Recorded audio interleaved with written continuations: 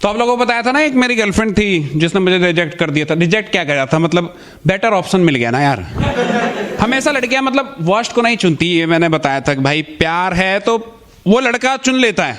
लड़का क्या है ना, लाख रुपए भी कमा रहा हो तो बहन चाहे बेरोजगार नल्ली लड़की होगी ना तब भी उठा लेगा प्यार के नाते। पर एक लड़की कभी नहीं, अगर वो बहन 50,000 कमा रही है ना और लड़का 25, छोड़ देगी, उसको 60 वाला चाहिए। और ये है, हमने देखा है यार, अपनी सोसाइटी ऐसी है। हम कह तो देते हैं कि हमारे साथ अनफेयर होता है, मतलब है ना, लड़कियों के साथ भेदभाव करते हैं, ये करते हैं वो करते हैं, लड़की हैं हमें बहनचो उतना मतलब तवज्जो नहीं मिलता या आज़ादी नहीं मिलती। कितनी आज़ादी लोगे, इनसे बेटर तो कुछ है ही नहीं लाइफ भाई। इनके जिंदगी में फ्यूचर की कोई चिंता ही नहीं है। इनको साफ बोल दिया इनके माँ बाप ने कि बेटा तू तो पराई धन है ना, तू मर्जी से जो मर्जी कर, जब तक तू हमारे साथ है सारे शौक मौज कर। खूब करवाते हैं, इसी कह के कि दूसरे के घर जाएगी पता नहीं क्या मौज कर पाएगी कि नहीं। फुल शौक मौज कराते हैं। पढ़ने के बाद जब लास्ट में करियर की बारी आती है ना, तो चाहे वो कामयाब हो या ना हो, माँ बाप को फर्क नहीं पड़ता। माँ बाप ने अच्छा लड़का ढूंढना है, वो गधे के पास बांध देते हैं। वो तो कमा ही रहा ना, वो तो मेहनत कर ही रहा है। पर हम लड़के क्या है, गरीबी में पैदा होते हैं, अपनी तकदीर खुद बनानी है ना। तो ऐसी एक गर्लफ्रेंड बनी थी और उसने मुझे छोड़ दिया क्योंकि मैं नौकरी वगैरह नहीं करता था। और सही करा उसने, क्योंकि नल्ले के साथ क्या ही जीवन बिताना, प्यार से तो पेट भरता नहीं है ना। तो उसने एक सरकारी नौकरी वाले को सिलेक्ट कर लिया था, पर अच्छे से मुझे छोड़ के गई थी। वो अच्छाई मेरे दिल को भा गई। आपने कभी एक्स को देखा नहीं होगा, लोग ना फ्रेंडशिप रखते हैं। एक्स तो चलो दूर ही रहे यार, तू ना आ गया डस के चली गई है ना, काट के चली गई, क्या ही रखना। पर मैंने रख लिया क्योंकि उसने ना मुझे बहुत प्यार से समझाया कि बाबू, बाबू बोलती थी, बाबू आप नल्ले हो, काम धंधा है नहीं, इज्जत बराबर है आपके घर में, दोस्त भी आपको माँ बहन की गाली देते हैं, सिर्फ मैंने प्यार किया आपको। ये सब सोचे बगैर आपको अपनाया। मैंने कहा देवी, आशीर्वाद भी दिया उसने। फिर अचानक से कहा नहीं नहीं मैं छोड़ रही हूं।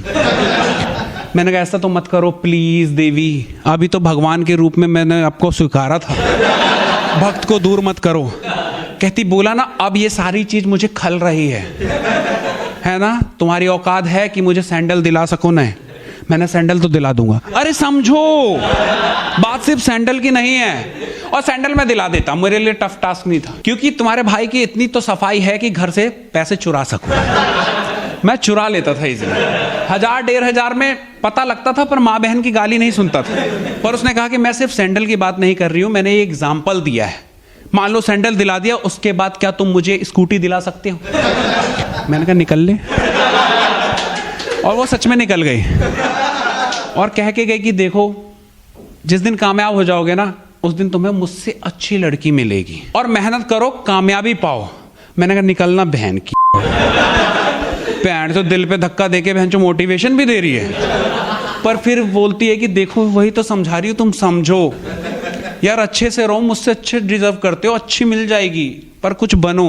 अभी तो मुझे सरकारी नौकरी वाला फंस गया है। तो उसकी शादी थी और उसने मुझे इनवाइट किया और मैंने भी सोचा कि वो जो था ना चन्ना मेरे या, मैंने कहा जाता हूँ बहनचो, कुछ ऐसा माहौल बन जाएगा एकदम लाइफ में ना, थोड़ा किक मिलेगा ना तो कुछ कर पाऊंगा जीवन में, एकदम ना आग लग जाएगी। होता है ना कभी कभी मोटिवेशन आपको नहीं मिल पाती, मेरे को किसी चीज से मोटिवेशन नहीं मिल पाती थी। माँ बाप गाली देके जा रहे हैं, बिस्तर पे पड़ा रहा है बहन, धरती का बोझ, कोई दिक्कत नहीं, क्या सुन के बहन जो मेहनत करना है यार, चिल तो रही है जिंदगी। हाँ छोटा भाई भी गाली देके जा रहा है, चिल, आज से तू बड़ा भाई है, तू उठा जिम्मेदारी। अपने को कोई लोड नहीं था, मैं इतना आलसी था, मजा आ रहा था जीवन में। तो उसने मुझे शादी का कार्ड दिया और 2 महीने का वक्त था। मैंने कहा अब सबक सिखाऊंगा, उसे एहसास दिलाऊंगा कि उसने किसको छोड़ा है। और क्या होता है ना उस एज में आप सोचते हो कि एज अ बॉय ना आप बॉडी बना लोगे, स्मार्ट दिख जाओगे तो लड़की बावली हो जाएगी, है ना, पर ऐसा सच्चाई नहीं है भाई। लड़की बावली होती है जब आपके पास कार देखती है, लग्जरी कार, जेब में नोट, आईफोन, चैन, मतलब इन सब चीजों से अट्रैक्ट होती है ना एक एज के बाद। तो तेरा भाई ने सबसे पहले जिम ज्वाइन करा तरीके से, बॉडी वॉडी बना के, और फुल जाता हूँ मैं शादी के अंदर, एंट्री करता हूँ कि अब तो जलवा ये जलवा है मेरा। वहां जाता हूँ अपने 1-2 दोस्तों को लेके कि देख कैसे तड़ा पड़ी होगी। मैं जाता हूँ वहां, मुझे देखती तक नहीं है, मैं उसके आगे पीछे दाएं बाएं बहन जो लौंडे कह रहे हैं नाचो भाई डीजे खाली है। मैंने कहा भैंचोद मैं इसीलिए आया हूं, हैं मेरी गर्लफ्रेंड मेरे प्यार की शादी हो रही है, मैं जश्न मनाऊं। मैंने उसे कूट दिया। और देखो लाइफ में ना किक मुझे मिलना शुरू हो गया था। मुझे लग रहा था कि हाँ बेटा तुझ में कुछ कमी है। पहली बार मुझे रियलाइज हुआ, वरना मैं जॉब में भी रिजेक्ट होता था ना तो मैं ये कहता था कि ये मुझे अफोर्ड नहीं कर सकती इसलिए मना किया है। काबिलियत तो है मुझ में, ये ही नहीं कर पा रहे, अफोर्ड दे ही नहीं पाएंगे पैसा। मतलब अलग ही पॉजिटिविटी लेवल हाई थी मेरी, बहुत हाई। फिर उसकी फ्रेंड आती है और कहती है कि देख मैंने ही बोला था कि जिंदगी खराब कर रही है तू, और आखिरकार समझ भी गई। तू यहां वो वहां, पता तुझे उसके पास क्या है? मैंने कहा क्या है? सरकारी नौकरी।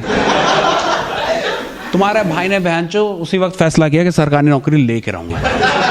फिर मोदी जी आए, उन्होंने प्राइवेटाइजेशन कर दिया। दिल से मोदी जी के फैन हो गया मैं। अब बहनचो किसी का प्यार तो नहीं जाएगा ना सरकारी नौकरी के चक्कर में। ये बेकार है, मैं करूं सब प्राइवेट कर दो यार, चाहिए ही नहीं सरकारी नौकरी का ड्रामा। और देखो यार मैंने कोशिश की थी कि नौकरी ले लूंगा, ले ही नहीं पाया यार। टूटे दिल के साथ जीना मुश्किल है, तो एग्जाम क्या ही क्रैक कर लेता। Thank you so much.